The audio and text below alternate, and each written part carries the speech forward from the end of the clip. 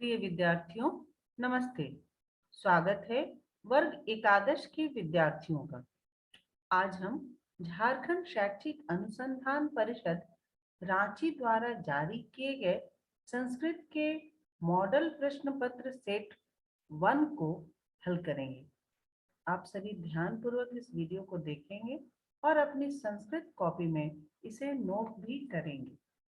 तो आप देखिए कि ये जो प्रश्न पत्र इस बार आया है, यह मॉडल सेट के रूप में आया है और इसमें सिर्फ वस्तुनिष्ठ प्रश्न ही रखे गए हैं।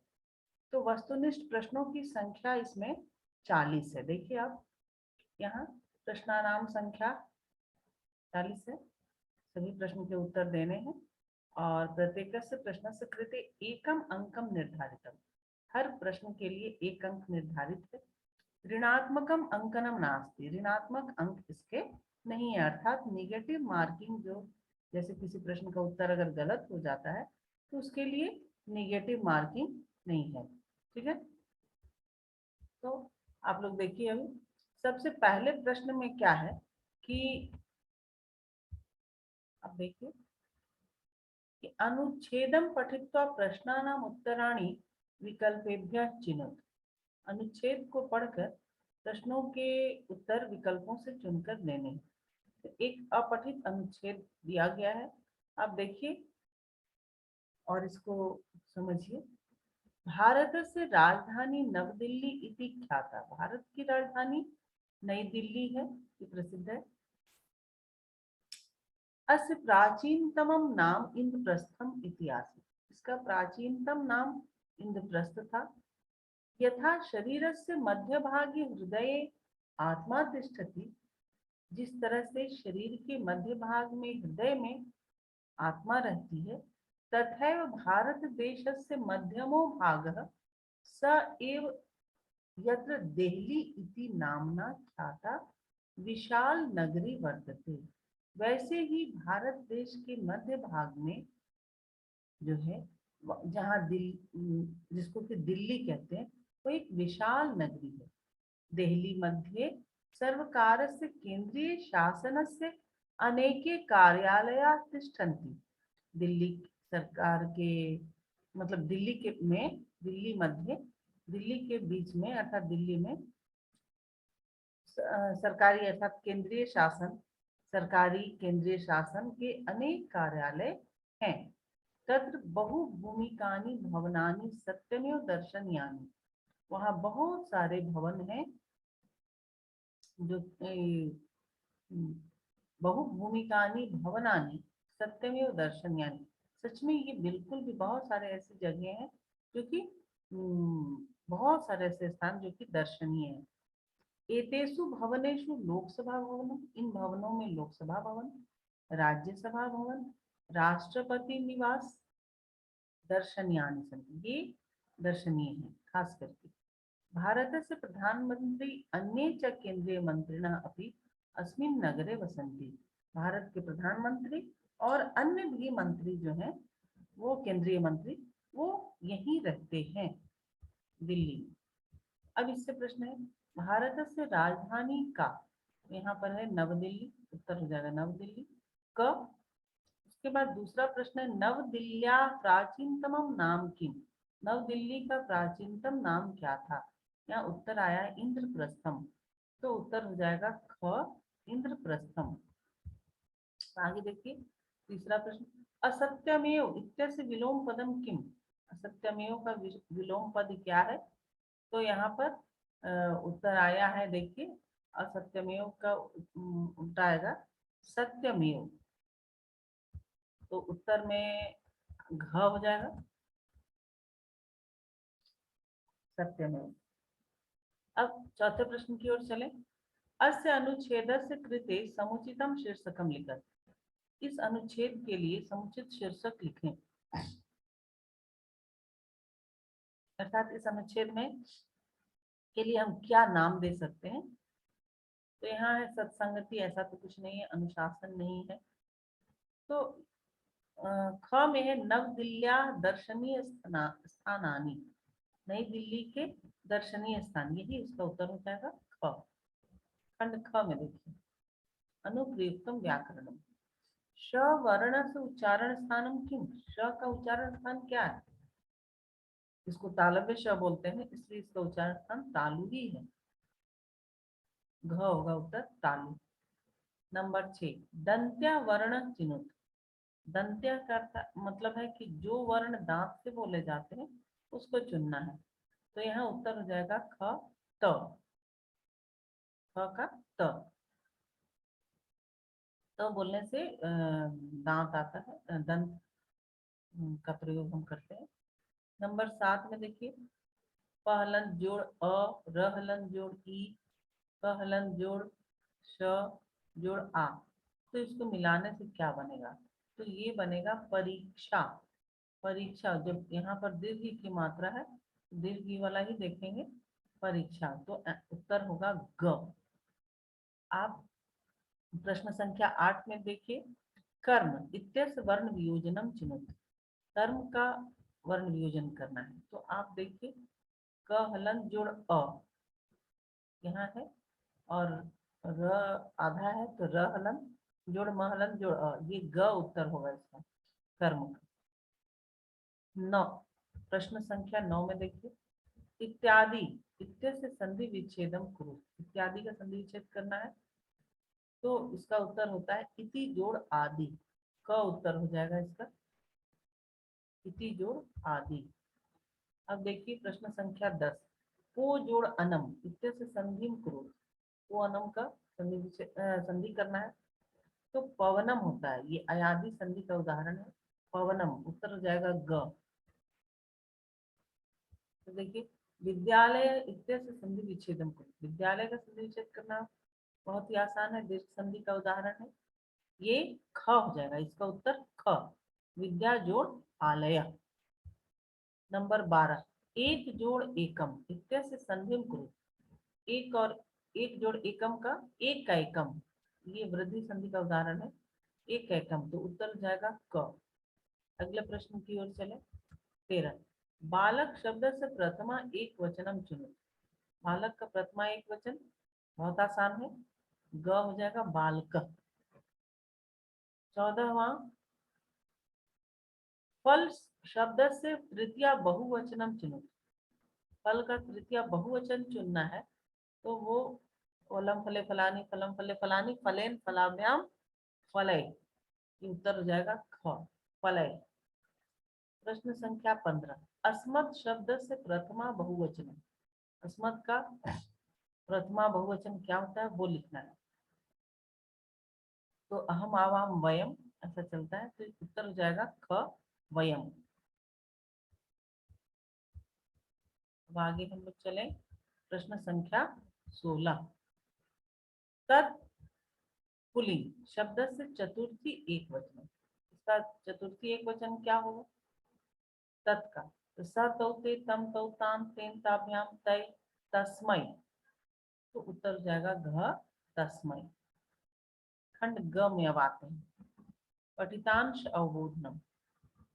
देखिए यहाँ प्रश्न संख्या 17, संगच्छध्वम इति मंत्र कस्मात् वेदात् संकलित। संगच्छध्वम संगवदध्वम, ये ऋग्वेद से, ठीक है। उत्तर हो जाएगा ग, ऋग्वेदात्। नंबर 18, जागृत इत्यस्य विलोम पदम किम। जागृत का विलोम पद क्या है? विलोम अर्थात उल्टा या विपरीतार्थक, विपर्य जो कहें, तो इसका उल्टा हो जाएगा सुप्त। जागृत मतलब जागता हुआ, और सुप्त मतलब सोया हुआ। अब आगे प्रश्न नंबर 19 देखते हैं, पश्येम शरदः शतम, जीवेम शरदः डैश।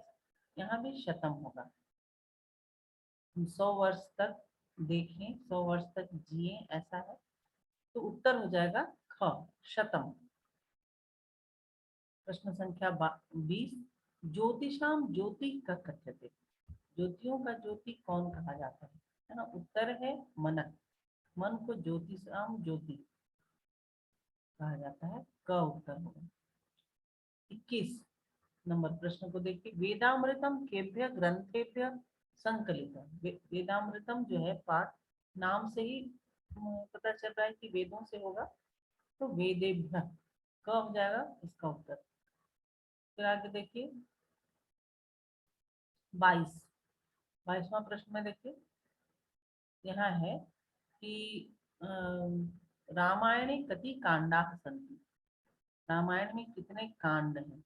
उत्तर होगा सप्त, ग का सप्त।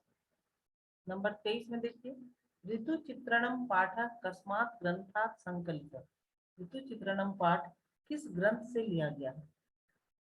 तो ऋतु चित्रणम पाठ हमारे पाठ पुस्तक में है, तो वो है रामायण से, रामायणा। अब हम लोग आगे 24 नंबर प्रश्न को देखते हैं। ऋतु चित्रणम पाठानुसारम कति ऋतवः भवन्ति, ऋतु चित्रणम पाठ में कितने ऋतुओं के बारे में बताया गया है? षट, वहां पर 6 ऋतुओं का वर्णन है, या 6 ऋतुओं, ऋतु कितनी होती है तो वहां पर बताया गया है कि 6 ऋतुएं होती है।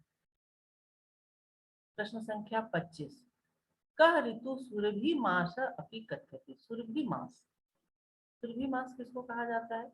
तो वसंत ऋतु, सुरभि मतलब सुगंधित, तो सुगंधित मास वसंत को कहते हैं, क्योंकि यहाँ पर फूलों की महक चारों ओर फैल जाती है, तो ये ख उत्तर होगा वसंत।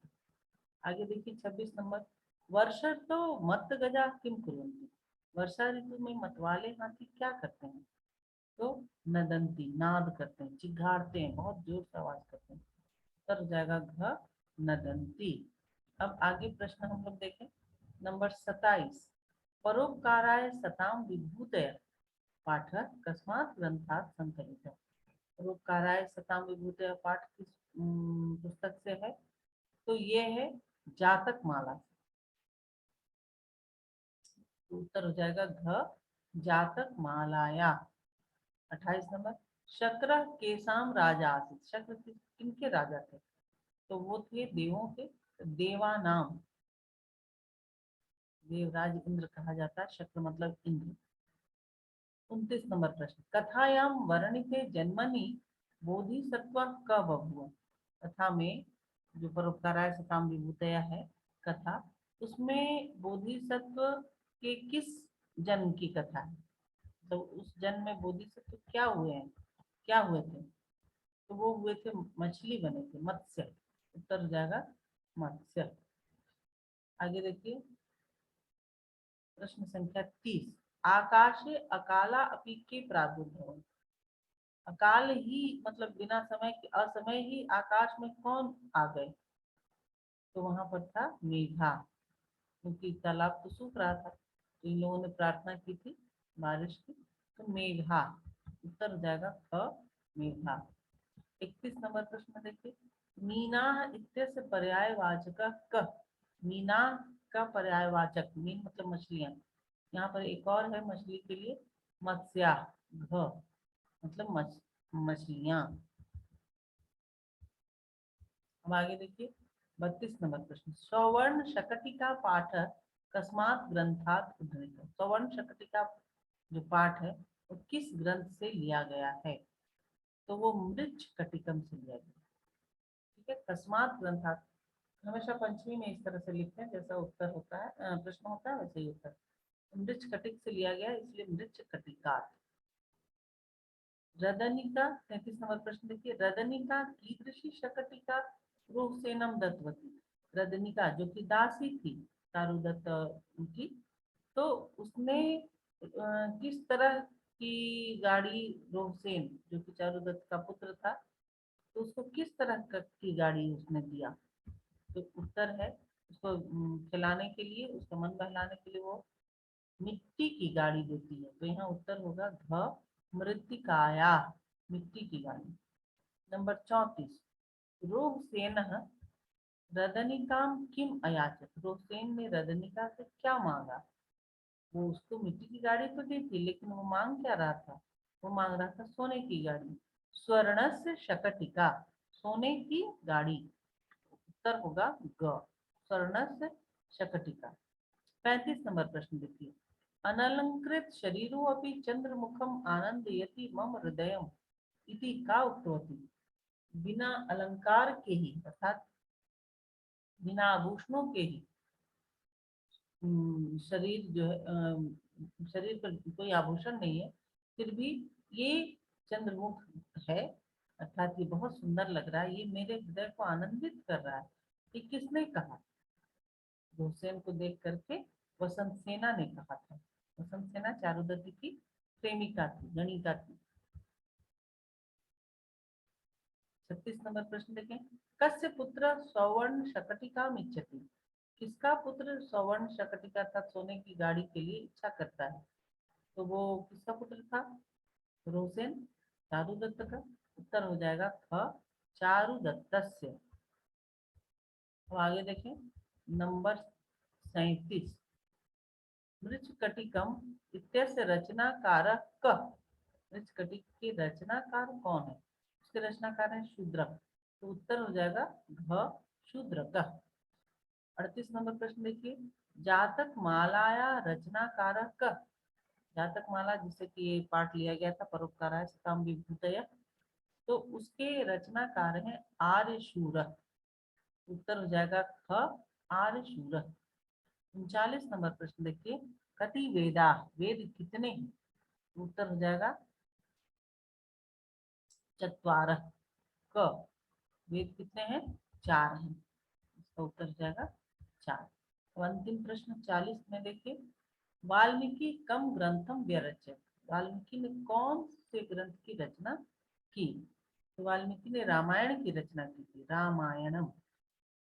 तो उत्तर हो जाएगा रामायणम। तो इस तरह से 40 प्रश्न आपको दिए गए हैं, और इन 40 प्रश्न के उत्तर आपको बार बार देखना है और कॉपी में लिखना है और पढ़ना है, तब आप इसे अच्छी तरह समझ जाएंगे। धन्यवाद।